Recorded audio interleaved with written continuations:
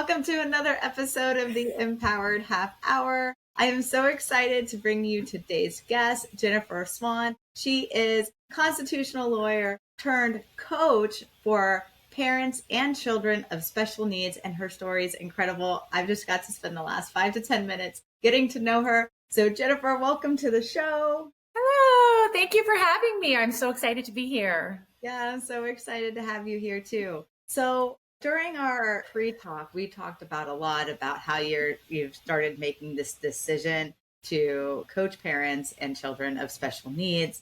And there's a story to it that's near and dear to your life and your heart. And so I would like to open up there. How did you get to a point of wanting to make this career change, and why? Well, there's sort of a backstory to the backstory. So I think I'll start there because I think that's really where it all started. So about 12 years ago, I found myself in a pediatric intensive care unit with my daughter. Wow. And she was 3 years old at the time. It was her third admission in the ICU that year alone. And I was really feeling the heaviness of my life at that time. It was really isolating on this journey. Our life was so small. My daughter had been diagnosed at 9 months old with a terminal neuromuscular condition. And she had never achieved the ability to sit up or crawl or walk. And at 9 months old, we were told that she would lose the ability to swallow, to cough, and to breathe on her own, and eventually would lose all movement and require 24-hour medical care.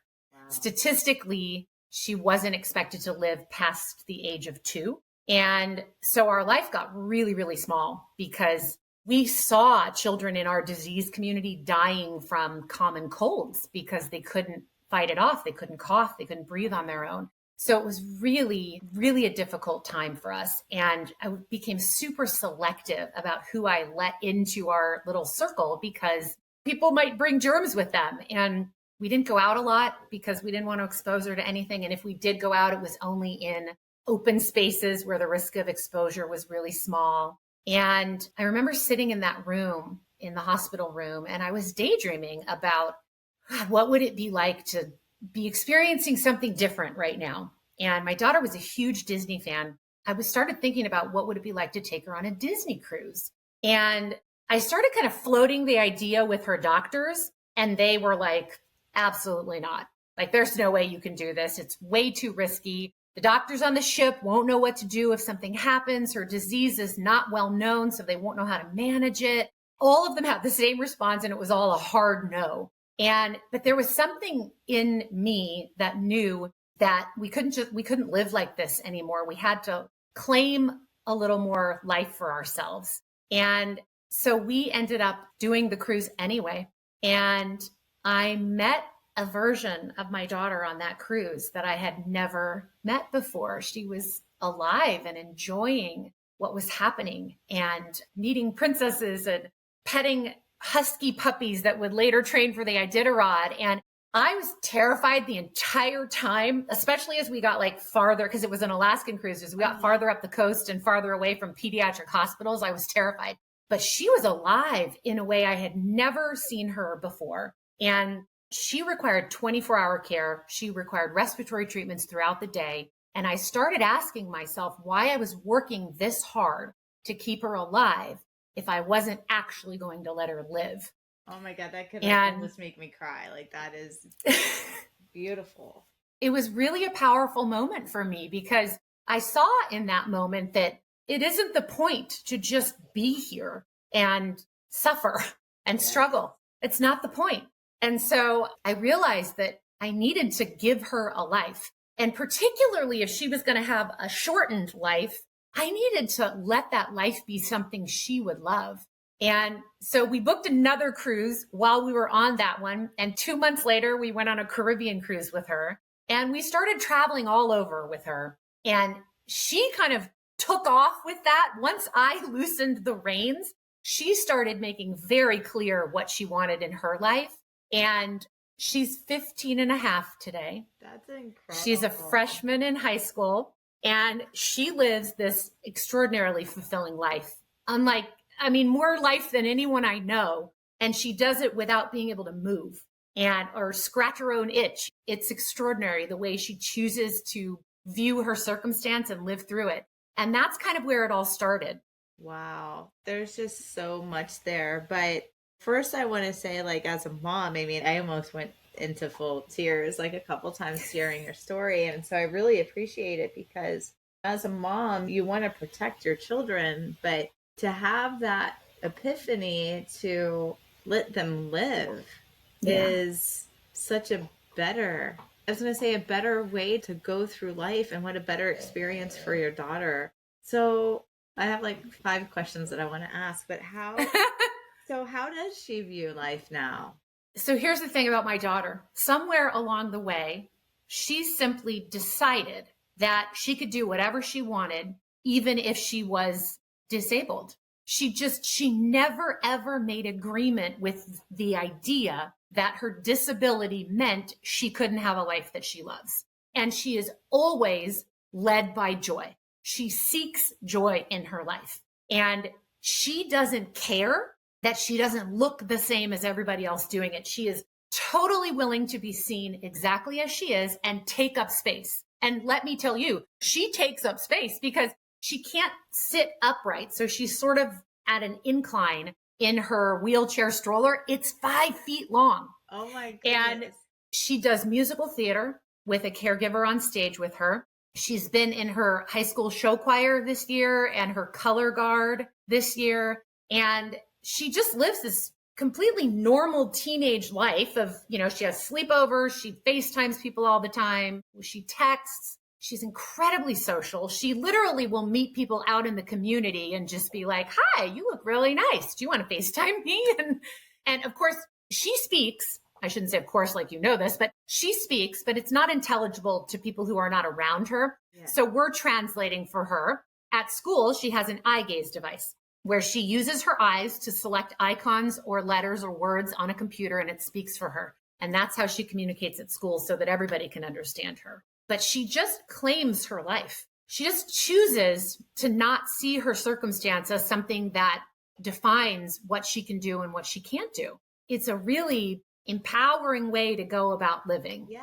And I commend the work that you're doing because, like, you're going to help parents and children who see that limitation, like, rise. And then, like, what a powerful message, even just for people who don't have disability. Like you said, we were talking in the pre-recording that it's made you live more fully too. Yeah. So I do want to just ask a question on that. Like, how has it changed the way you perceive life?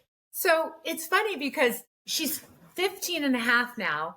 And I didn't really recognize for myself until last year that I wasn't claiming the life that I wanted. I had sort of had these like little milestone moments along the journey where I let myself do a little bit more than I had been doing.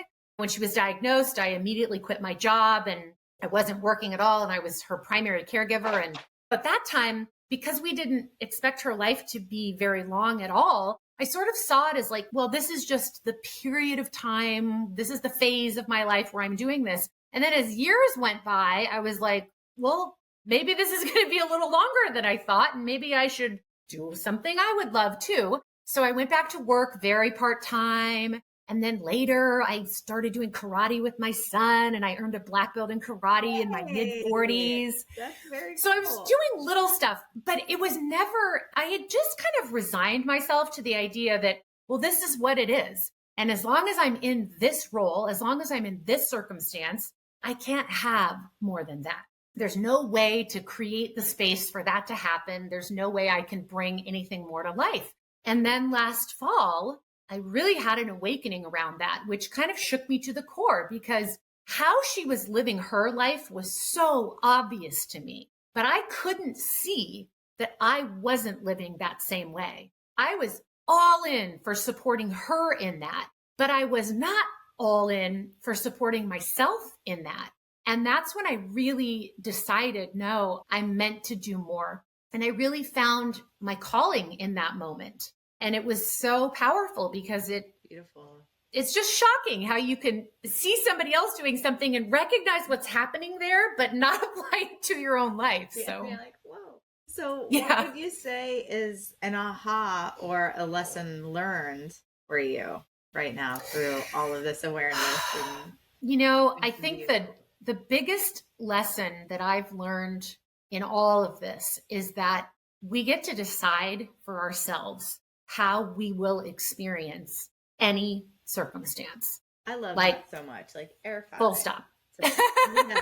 Like, and I say that too. Like this is so on time for me because my audience has probably heard me talk about it maybe more times than they want to hear, but it's just true and what's going on for me. My brother passed away March last Hmm. year, and I'm now the sole survivor of my family. And so, I'm Wow. 46. I have a husband, I have 4 kids, so I've got this whole thing. And it's really easy, kind of like how you're alluding to get stuck in the narrative of like, well, this is now my circumstances. And so, like, I can take the identity of being orphaned, or I could take the identity of being sole survivor of my family. But I am like, no, I choose to live. Like, I choose to embody them as I go forward. I choose. And it's like just that choice to live, like I feel it in my bones and in my veins. I'm like, no, I don't care if it looks weird on the outside, if people think I should be crying when I'm out.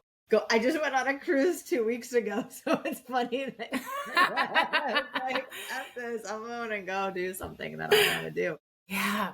But it's so refreshing to take. It is taking your power back, but it's like taking your joy back, your freedom. And it's just really powerful. So I appreciate you sharing everything that you're sharing. And I don't know if you want to add it to anything I just said. If not, we can move on to another question. But Yeah, I would just say that I think that as long as we are being breathed, right, by some power, then there's more for us here. There's more for us. And we have to claim it.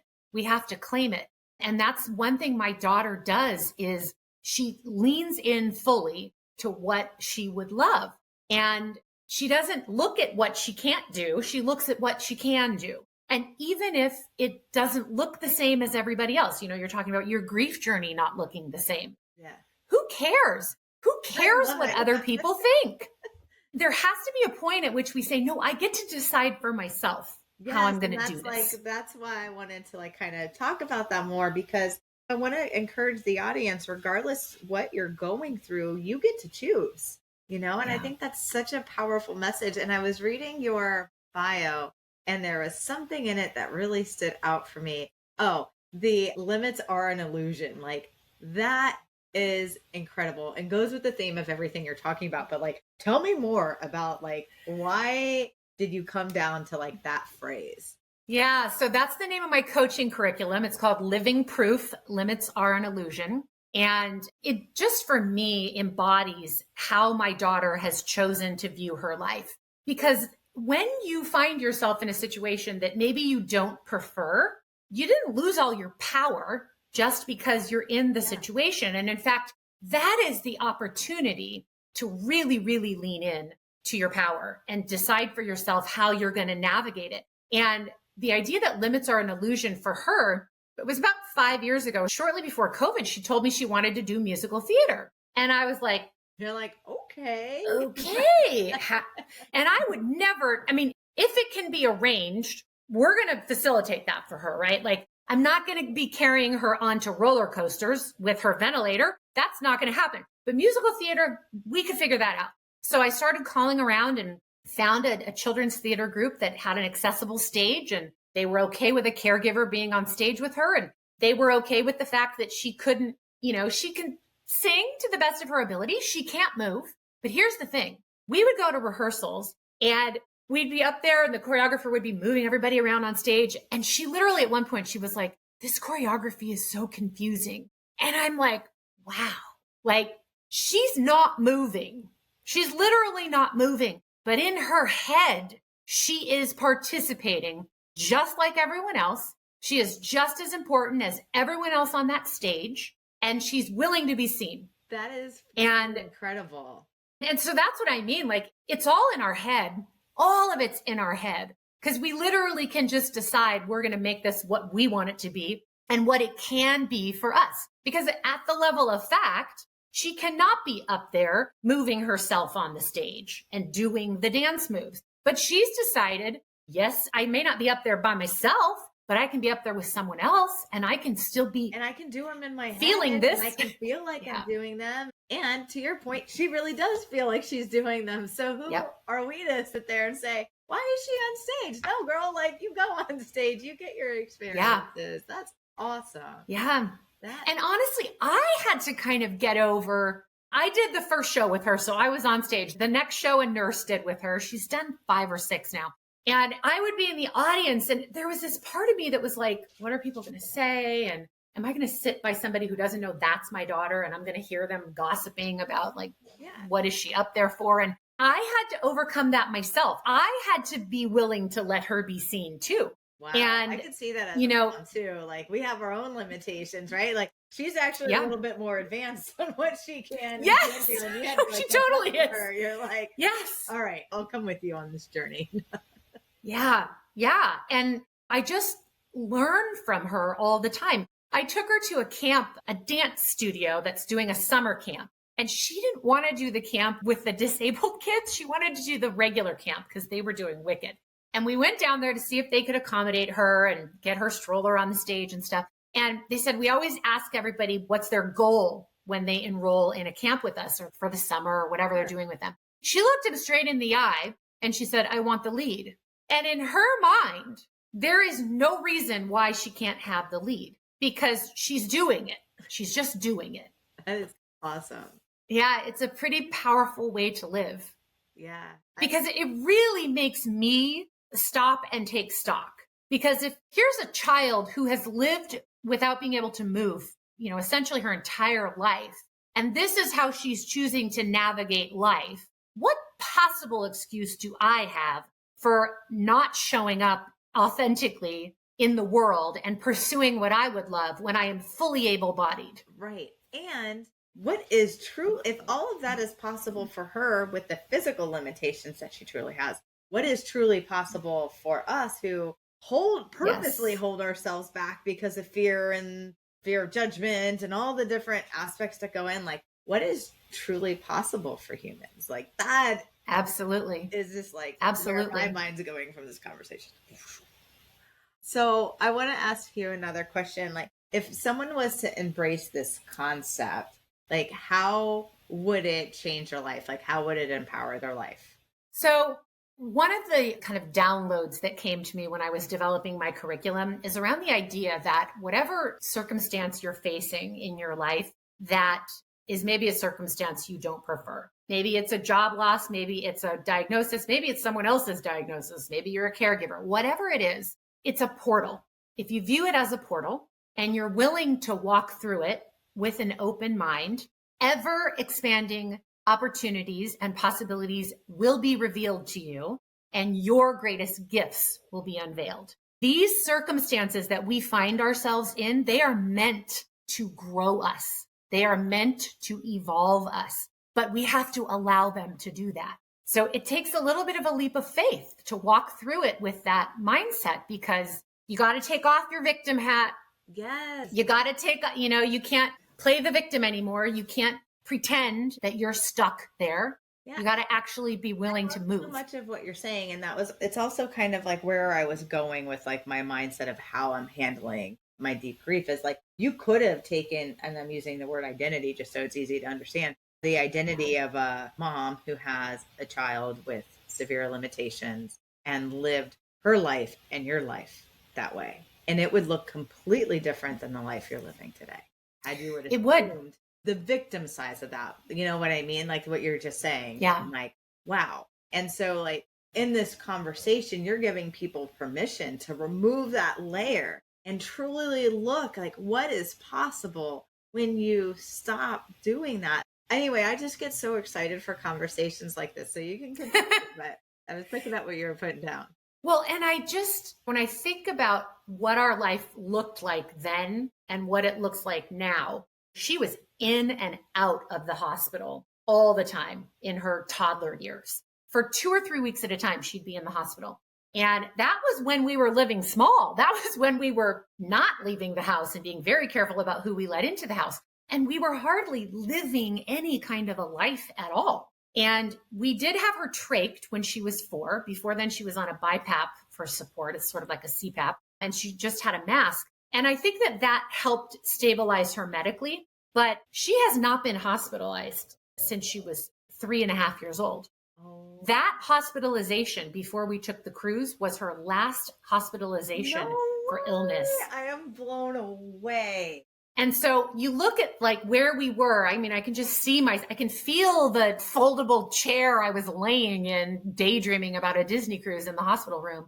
And then this January, we flew to Hawaii with her. And I have a video of her parked in front of Kilauea volcano while it's erupting. No, that is so cool. I mean, how many people without disabilities get to see a volcano erupt? That's pretty cool in and of itself. But to think about going from the spot where you're just living this super tiny, contained, isolated, really kind of, I don't know, it was sad. It was a sad period for us. As my comfort zone grows, we get to do more and more expansive things. And it is worth saying that I have a lot of support in this. Like the amount of medical equipment we have to carry just to travel with her requires 3 adults alone. So there is, and that's actually part of my curriculum, is calling in your village. And if you don't think you have a village, you're wrong, because people always want to help. People always want to help, and you should let them be of service. So it's about calling in your village and building an even bigger one for whatever you're trying to bring in next. But there's more life out there. I know we have maybe like 8 minutes left or something like that. So now you've created curriculum to help other people. Let's talk a little bit about what does that curriculum look like and how are you serving people now? Yeah, so it's called the Flourish method, and each letter stands for a step in the process. So it's an 8-step process. I'm coaching special needs parents and caregivers on that curriculum now. And I'm also developing a course for it, which will be out sometime in late summer, which I'm super excited about, because I think there's a perception, particularly if you're early in diagnosis and you're really still trying to stabilize the new normal, it can feel very overwhelming. And like, I can't commit to being somewhere at a particular time every week. But if you have a course, you could do it when it's convenient for you. So it's really about, the first step is about building the foundation, because so many times when we're in a caregiver role, that could just be a parenting role too. It doesn't even have to be a caregiving someone with a medical need or a behavioral need. We don't prioritize ourselves. And over time, that really wears down our mental health, our emotional health, our physical health. Yeah. And if you stay on that path long enough, you do crash and burn. Like, that is the only possible outcome. And so the first pillar of it is really about just, let's stabilize the systems. Let's prioritize ourselves. Let's get the support that we need. Let's accept help. Because in the caregiving community, it's my perception, and I know I experience this for myself, people start saying to you, wow, I can't believe everything you do. And wow, how do you handle all of that? And oh yeah. And I actually have 2 special needs kids. So the other one doesn't have a medical condition, but you get a lot of accolades about, wow, how do you manage all that? And it can sort of be like, well, thank you very much. Yeah. And yet in reality, you're not really taking care of yourself. That's how you're managing it, because you've sacrificed some part of you to do it. Understood. And so accepting help from people and acknowledging that I am not superhuman, I really would love the support system here. So that's the first part of it. And then it's the mindset shift around, no, we're going to get out of victimhood. We're going to claim what is available to us in the circumstance. And we're going to claim it today. Ooh. Every circumstance we navigate from today forward, we're going to claim the opportunity and the possibility, not the limitation. We set down the limitation. And then it moves through. One of my curriculum steps is about reclaiming joy in your life. And I have a matrix. It's called the Joy Ability Matrix. And it basically teaches you to stay in the quadrant of the matrix where you are having joy, where you experience joy, whether or not you're good at it. Because that's really what, like, if we're not here to enjoy life, like, what is the purpose? Yes, what is the purpose? So much yes to that. I love everything that you're saying. I'm a big advocate in all my work too, is like running towards passion, running towards joy, like lean into it. Like, there's this big, beautiful life out here. Like, touch it, feel it, taste it, experience it. Like, Not that people say I live in like in the clouds, but like I've always just felt that even as a kid. And so I've always been a little more risk taking, a little more daring, a little bit more exploring because Yeah. there's this great big life out there. Yeah. Like if I For just, everyone. yeah, For everyone. I'm like, if I Not just just stay for people safe, who aren't, yeah. yeah, if I just stay Yeah. safe and in my little bubble, like again, regardless whether there's disability involved or not, I have seen within my community families like you and your daughter that are out living. And I have seen people who have the choice to live and can do it freely because of their bodies and their Yeah. finances, and they're living caged in their world. And it's so Yeah. crazy, like how you said, like so much of it just is within our minds and within our limitations or within how we view possibility. Freaking incredible. Yeah. So the rest of the curriculum is just about the steps to build. How do we build this? What do we need to do? And especially, it can be a little unique because we do need more support Sure. in the special needs journey. We need special things. Like I have an FAA exemption for my daughter to fly because she can't sit upright. So there's steps we need to take in the special needs community. But yeah, it's all about the critical part of it is shifting the mindset. Because if you can't shift the mindset, you're not going to do the rest of it. So, and it's true for all of us, whatever circumstance we're in, it starts with your mindset. So it really just oozes out of you, but I have to ask, like, why are you passionate about this work? I have absolutely no doubt that my daughter and I made an agreement to live this life together in this way. Same thing with my son. We made an agreement for this, and that they are here to teach me. And what I'm being taught is so powerful. And I want to share it because it's just can completely transform the way that you are approaching your life and particularly the tough circumstances. Yes. Because we all face